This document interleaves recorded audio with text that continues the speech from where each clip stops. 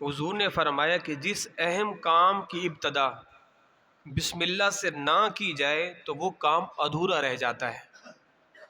تو فرمایا کہ جس کام کی ابتدا بسم اللہ سے نہ کی جائے وہ ادھورا رہ جاتا ہے۔ اور ایک حدیث پاک کا مفہوم ہے، حضور نے فرمایا کہ ہر اچھے کام کی ابتدا اللہ کی حمد سے کرو، بسم اللہ سے کرو، اور فرمایا کہ جس کام میں اللہ کی حمد نہ کی جائے، بسم اللہ الرحمن الرحیم نہ پڑھا جائے، وہ کام ادھورا رہ جاتا ہے، یا یوں سمجھیے کہ اس کام سے اللہ برکت کو اٹھا لیتا ہے۔ تو بسم اللہ الرحمن الرحیم، تو یہ سورت کی ابتدا میں بسم اللہ پڑھنا سنت ہے ورنہ مستحب ہے۔ سورتوں کے شروع میں بسم اللہ پڑھنا سنت ہے، اگر کوئی نہیں بھی پڑھتا تو کوئی حرج نہیں ہے۔ الحمدللہ رب العالمین، ساری خوبیاں اللہ کو جو سارے جہاں کا پالنے والا ہے، یہ سورۃ فاتحہ کا آغاز ہے۔ جناب انس بن مالک سے مروی ہے کہ آپ علیہ السلام نے ارشاد فرمایا کہ اللہ تعالی بندے کی اس بات سے خوش ہوتا ہے۔ اب دیکھیں، اللہ خوش ہوتا ہے تو حضور نے فرمایا اللہ بندے کی اس بات سے خوش ہوتا ہے، وہ کچھ کھائے تو اللہ کی حمد کرے، کچھ پیے تو اللہ کی حمد کرے۔ یعنی خوش اللہ ہوتا ہے، کھاتا بندہ ہے، کچھ کھاتا ہے تو آخر میں کہتا ہے الحمدللہ، پانی پیتے تو کہتا ہے الحمدللہ۔ تو اللہ تبارک و تعالی بندے کی اس بات سے خوش ہوتا ہے کہ دیکھیں بندہ اتنا تو سمجھتا ہے کہ یہ کھانا بھی میری نعمت ہے، پانی بھی میری نعمت ہے۔ حضرت جابر بن عبداللہ رضی اللہ تعالی عنہ سے مروی ہے، حضور نے فرمایا کہ سب سے افضل ذکر لا الہ الا اللہ اور سب سے افضل دعا الحمدللہ ہے، یعنی بہترین دعا الحمدللہ۔ الحمد تعریف، اور لفظ الحمد میں ساری خوبیاں، ساری تعریف، ساری توصیف، ساری بڑائی سب شامل ہے۔ یعنی یہ ایسا جملہ ہے کہ جو ساری خوبیوں کا جامع ہے۔ الحمدللہ، ساری خوبیاں، وہ تعریف، توصیف، بدنی ہو، قولی ہو، فعلی ہو، ساری خوبیاں اللہ کے لیے۔ تو یہ جملہ ایسا ہے کہ جو ساری خوبیوں کو محیط ہے۔ اگر اس کے متبادل کوئی اور جملہ بھی لایا جائے نا اللہ کی حمد کے لیے، جسے ہم کہیں کہ ساری حمد اللہ کے لیے، ساری خوبیاں اللہ کے لیے، پر اس میں وہ معنی نہیں ہے جو لفظ الحمدللہ کے اندر ہے۔ کیوں؟ اس لیے کہ یہ جملہ ایسا ہے جو اللہ کا ہی عطا کردہ ہے، اللہ کا ہی عطا کردہ ہے۔ اللہ اکبر۔ جناب انس بن مالک سے مروی ہے، حضور نے ارشاد فرمایا کہ جب اللہ تعالیٰ اپنے بندے پر کوئی نعمت نازل فرماتا ہے، وہ نعمت ملنے پر الحمدللہ کہتا ہے تو اللہ تعالیٰ کے نزدیک اس کی یہ حمد اس کو دی گئی نعمت سے کئی گنا زیادہ افضل ہے۔ جو بندے کو اللہ نے نعمت دی وہ تو دی، مگر اس سے افضل نعمت بندہ خود الحمدللہ کہہ کے ادا کر رہا ہے۔ یعنی آپ یوں سمجھیں کہ کسی کو مالک کائنات کا سارا خزانہ دے دے، پر یہ اتنا قیمتی نہیں ہے جتنا جملے کا یہ کہنا الحمدللہ یہ قیمتی ہے۔ اللہ اکبر۔ تو فرمایا کہ الحمدللہ رب العالمین، ساری خوبیاں اللہ کے لیے، الرحمن الرحیم، جو بہت مہربان اور رحم فرمانے والا۔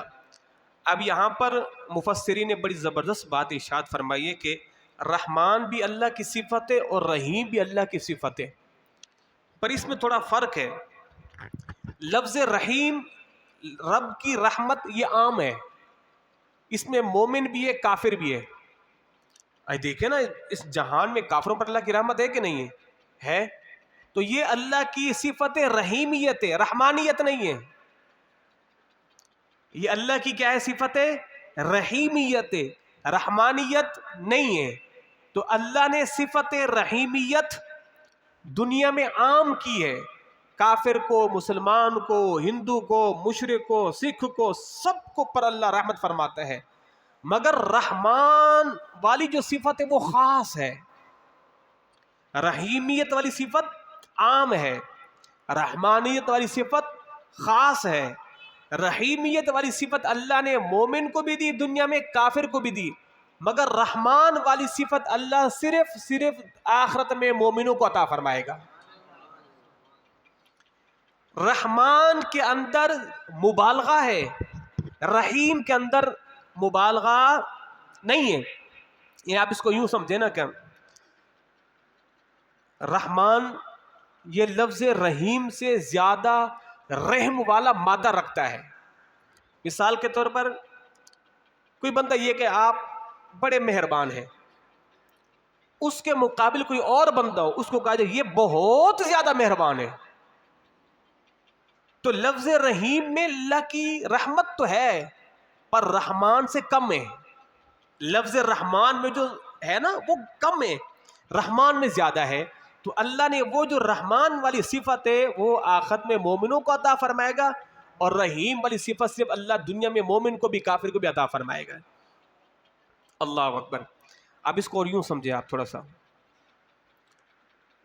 کہ اللہ تبارک و تعالی کی جو صفت رحمانیت ہے نا اس کے اندر کمی نہیں ہے، اس کے اندر کمی نہیں ہے. آپ راستے میں جا رہے تھے، راستے میں ایکسیڈنٹ ہو گیا، ایک خاتون تھی وہ بائک سے نیچے گری، اس کے ہاتھ میں بچہ تھا، اتنے میں اوپر سے گاڑی گزری، عورت کو کچل دیا. مرد بھی کچلا گیا، عورت بھی کچلی گئی، پاس بیٹھا بچہ رو رہا ہے. اب یہ منظر آپ اپنے تصور میں لائیں، آپ کے اندر کتنی رحم والا مادہ جاگے گا. اس منظر کو اپنے تصور میں رکھیں کہ آپ کسی جگہ سے گزرے، گاڑی کچل کے چلی گئی، میاں بیوی مرے پڑے ہیں، ایک بچہ بیٹھا ان کی لاش پہ رو رہا ہے، آپ کا وہاں سے گزرو، آپ جتنے بھی بڑے پتھر دل ہوں، جب یہ منظر دیکھیں کہ آپ کے اندر کتنا رحم جاگے گا. آپ کہیں گے او ہو یہ کیا ہو گیا، پر آپ سے رہا نہیں جائے گا کہ آپ وہاں سے ایسے چلے جائیں. آپ کیا کریں گے، قریب آئیں گے، بچے کو اٹھائیں گے اور اپنے گھر لے جائیں گے. کیوں؟ آپ کے اندر رحم کا مادہ امنڈ پڑا ہے، وہ مادہ آپ کے اندر رہے گا، مگر ایک وقت ایسا آئے گا کہ وہ مادہ آپ کا کم ہو جائے گا. بچے کو پالتے رہے، بچہ بڑا ہو گیا، بچے نے شاید کیا، آپ نے رکھ کے تھپڑ دی، اور پھر آپ اپنے آپ کو کوسو گے، نہ جانے وہ کون سا منحوس دن تھا میں تجھے اٹھا کے لے آیا،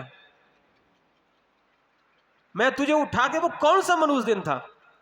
تو سمجھانے کا مقصد ہے کہ بندے کا رحم کم ہو جاتا ہے، مگر لفظ رحمان کے اندر جو رحم کا مادہ ہے وہ ہمیشہ بندوں کے لیے اللہ کے یہاں بڑھتا رہتا ہے، کم نہیں ہوتا.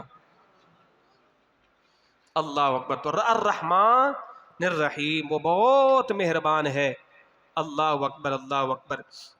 اللہ تبارک و تعالیٰ آگے ارشاد فرماتا ہے، تو اس لیے جناب ابو ہریرہ سے مروی ہے نا کہ حضور نے ارشاد فرمایا اگر مومن جان لیتا، کمال کی حدیث ہے، حضور نے اس کے دونوں رخ بیان کیے ہیں. اگر مومن جان لیتا اللہ کے پاس کتنا عذاب ہے تو کوئی جنت کی امید نہیں رکھتا. ہر کوئی یہ چاہتا ہے کہ بس عذاب سے چھٹکارا مل جائے، جنت کی میں خواہش نہیں ہے. اگر جان لیتے کہ اللہ کے پاس کتنا عذاب ہے تو اس سے جنت کی کوئی امید نہیں، بس مالک تو عذاب سے چھٹکارا دے دے، جنت نہیں چاہیے. اس کا دوسرا رخ، اگر کافر جان لیتا، یہ تو تھا نا مومن، اگر مومن جان لیتا اللہ کے پاس کتنا عذاب ہے تو جنت کی امید نہیں رکھتا، اگر کافر جان لیتا اللہ کے پاس کتنی رحمت ہے تو وہ اس کی جنت سے کبھی نا امید نہیں ہوتا.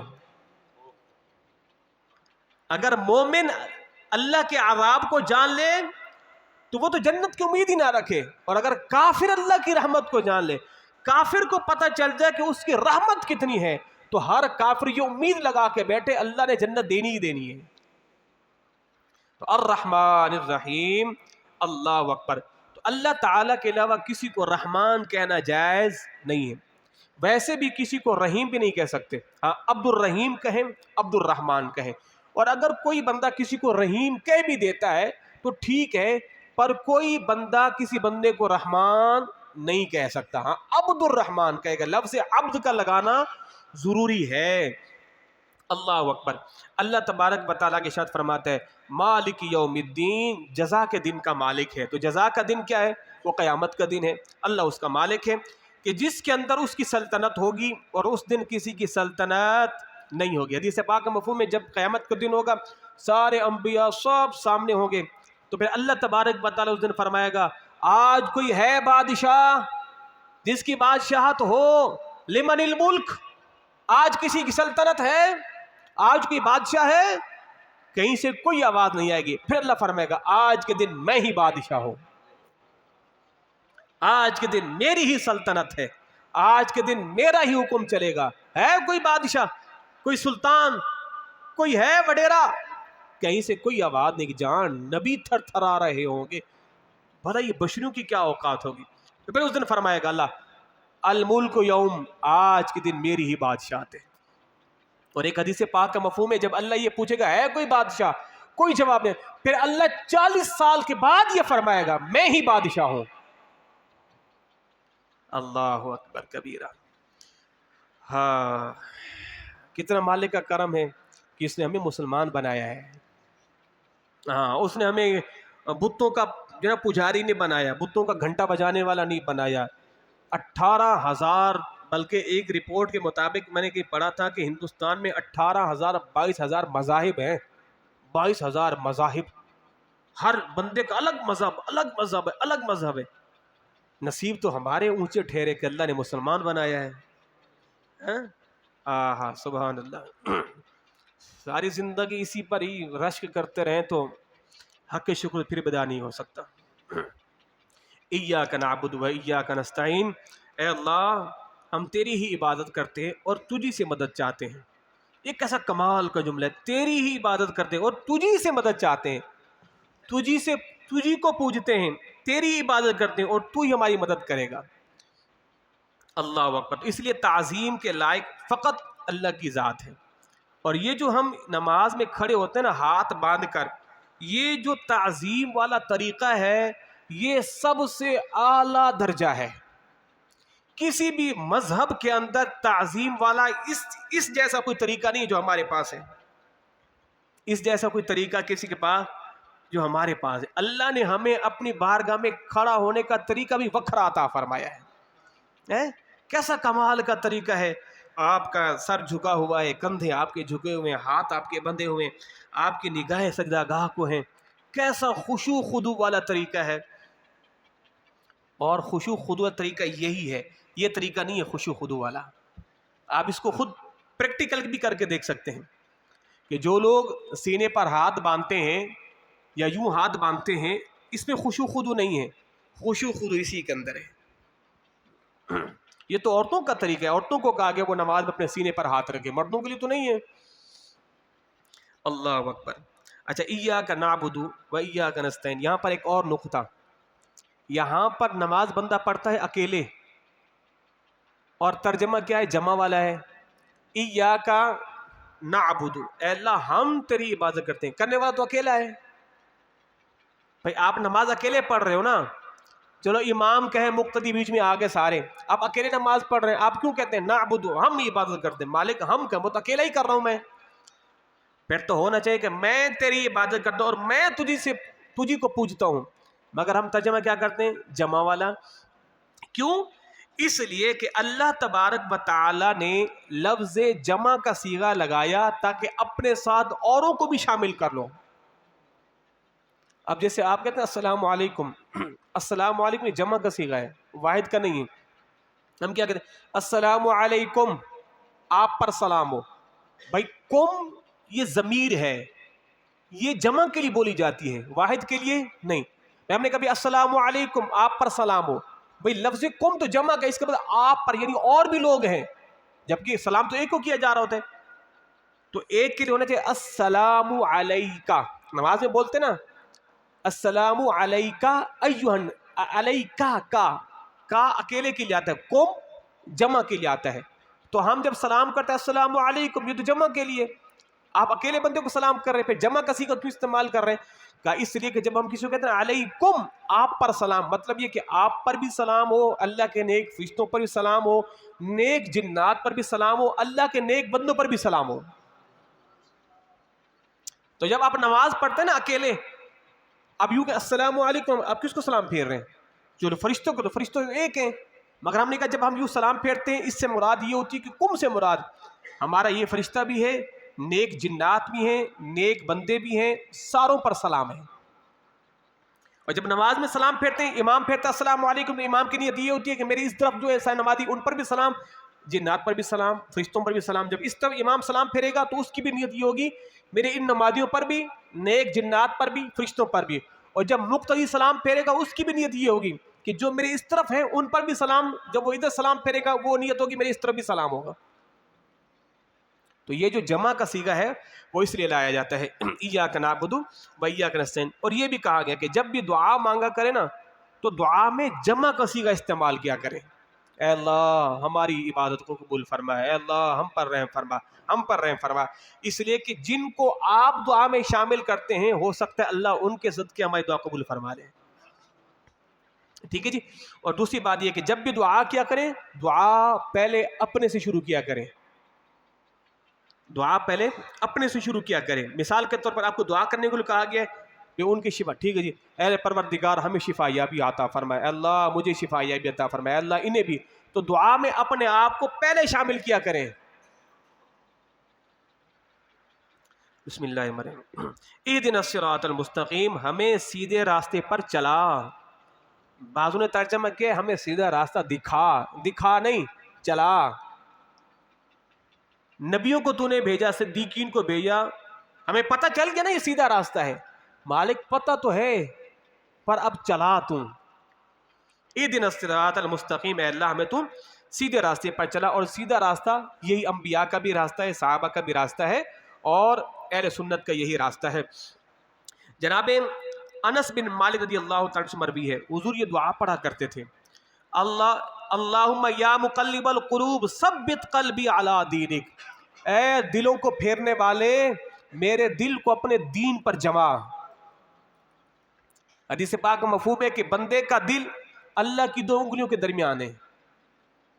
اب اللہ انگلیوں سے پاک ہے، جسم و جسمانیت سے پاک ہے. یہ لفظ متشابہات میں سے ہوتا ہے، اس کی مراد اللہ ہی جانتا ہے، بس ہمیں نہیں معلوم. پر حضور نے فرمایا تو فرمایا ہے. تو حضور نے فرمایا کہ بندے کا دل اللہ کی دو انگلیوں کے درمیان ہوتا ہے. تو اللہ جیسے چاہتا ہے بندے کو دل کو کیا کر دیتا ہے، پھیر دیتا ہے. رمضان میں پھیرا کہ نہیں پھیرا؟ سارے آگے مسجدوں میں. کسی پر غم ہوتا ہے، باپ مر گیا ہے تو باپ کے مرنے کا بہت بڑا غم ہے، ایسا لگتا ہے یار یہ تو مر جائے گا اماں کی یاد میں رو رو کے، مگر دوسرے دن دیکھتے ہیں کہ وہ زندگی میں مست ہو گیا ہے. کیوں؟ اللہ نے دل کو پھیر دیا ہے. اگر یہی حال رہا نا زندگی سب کی اچاٹ ہو جائے گی، کوئی کھا پی بھی نہیں سکے گا، سارے مر جائیں گے. جس کی اولاد چلی گئی اور جن ماؤں کی اولاد بچپنے میں چلی جائے اور جن ماؤں کی چھاتی میں دودھ بھر آئے ان پر کیا بیتتی ہے. مگر وہ ہے نا مقلب القلوب، دلوں کو پھیرنے والا، پھیر دیتا ہے دلوں کو. پھر ان کی یاد آپ کے دل سے ایسی محو ہو جاتی ہے کبھی یاد ہی نہیں آتی. پھر اگر رہے نا ان کی تصویر ہمیشہ ہمارے نقش میں ہم تو جی نہیں سکیں گے. تو کیسا نظام بنایا اللہ نے، یا مقلب القلوب، اے دلوں کو پھیرنے والے، ثبت قلبی علی دینک. یہ حضور دعا کرتے تھے، اے دلوں کو پھیرنے والی ذات میرے دل کو اپنے دین پر جما، میرے دل کو اپنے دین پر جما. اللہ اکبر. صراط الذین انعمت علیہم، راستہ ان کا چلا جن پر تو نے انعام کیا. کن پر انعام کیا؟ نبیوں پر، صدیقین پر، شہداء پر، صالحین پر. غیر المغضوب علیہم ولا الضالین، ان پر، ان کے راستے پہ نہیں چلا جن پر تیرا غضب ہوا وہ بہکے ہوئے ہیں. تو یہ کون ہے بہکے ہوئے؟ یہود، نصارہ، عیسائی، بد مذہب وغیرہ وغیرہ، یہ بہکے ہوئے لوگ ہیں. اے اللہ ہمیں ان کے راستے پہ نہیں چلا. اچھا یہاں پر آخری بات ولا الضالین، یہ ضالین ہے، یہ ضالین نہیں ہے. دوسری پارٹی والے اس کو پڑھتے ہیں ولا الضالین. تو جو میرے بھائی کہتے ہیں نا جناب نماز ہو جاتی ہے ان کے پیچھے، نہیں ہوتی. اعلیٰ حضرت فرماتے ولا الضالین پڑھنا حرام ہے. بھائی ضاد کی جگہ زوا پڑھو گے تو معنی بدل گیا، جب معنی بدل گیا تو نماز ہی نہیں ہوئی، تو پھر آپ کی نماز کیسے ہوئی؟ اچھا لوگ کہتے ہیں جناب یہی لوگ مکہ مدینے والوں کو فالو کرتے ہیں. آپ دیکھو مسجد نبوی کا امام بھی پڑھتا ہے ولا الضالین، مسجد حرام کا امام بھی پڑھتا ہے ولا الضالین، مسجد اقصیٰ کا امام بھی پڑھتا ہے ولا الضالین. وہ تو سارے ولا الضالین پڑھ رہے ہیں کہ جو اہل عرب ہیں جن کی یہ لغت ہے وہ تو ولا الضالین پڑھ رہے ہیں اور ہمارے ولا الضالین پڑھ رہے ہیں. تو ولا الضالین پڑھنے والوں کی نماز نہیں، معنی بگڑ گیا ہے. بے ضالین کا معنی ہے بہکے ہوئے، اور ضالین کا معنی ہے جن پر سایہ کیا. اب یہ کوئی معنی بنتا ہے؟ تو ولضالین درست ہے، اور ولضالین ایسا کرنا کہ اللہ فرماتا ہے کیا ہے؟ حرام ہے. اچھا آخر میں ولضالین کے بعد آخر میں کیا کہتے ہیں؟ آمین. تو آمین کہنا سنت ہے، نماز میں ہو یا نماز کے باہر ہو آمین کہنا چاہیے، یہ سنت ہے. فرق اتنا ہے کہ کہنا کتنی آواز سے چاہیے. اصل مسئلہ یہ ہے آمین کہنا سنت ہے، پر کہنا کتنا چاہیے؟ اتنا کہو آپ اپنی آواز کو خود سن سکو. جیسے مکہ مدینے میں ہوتا ہے کہ آمین وہ زور سے کہتے ہیں. اب ہم وہاں کی مثال تو نہیں دے سکتے، اس لیے کہ وہ امام احمد حنبل کے مقلد ہیں یا غیر مقلدین ہیں، اور ہم ابو حنیفہ کے ماننے والے. امام ابو حنیفہ فرماتے آمین کہو، ایسا کہو، اتنا کہو خود اپنے کانوں کو سن سکو.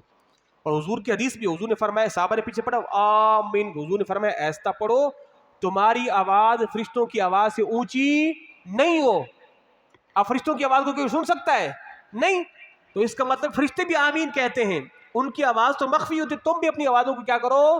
ایسا رکھو. تو آمین نماز کے باہر ہو تو بھی آپ کہیں آمین ولضالین کے بعد، اور نماز کے اندر بھی آپ آمین کہیں، پر آہستہ سے کہیں. اللہ عمل کی توفیق عطا فرمائے.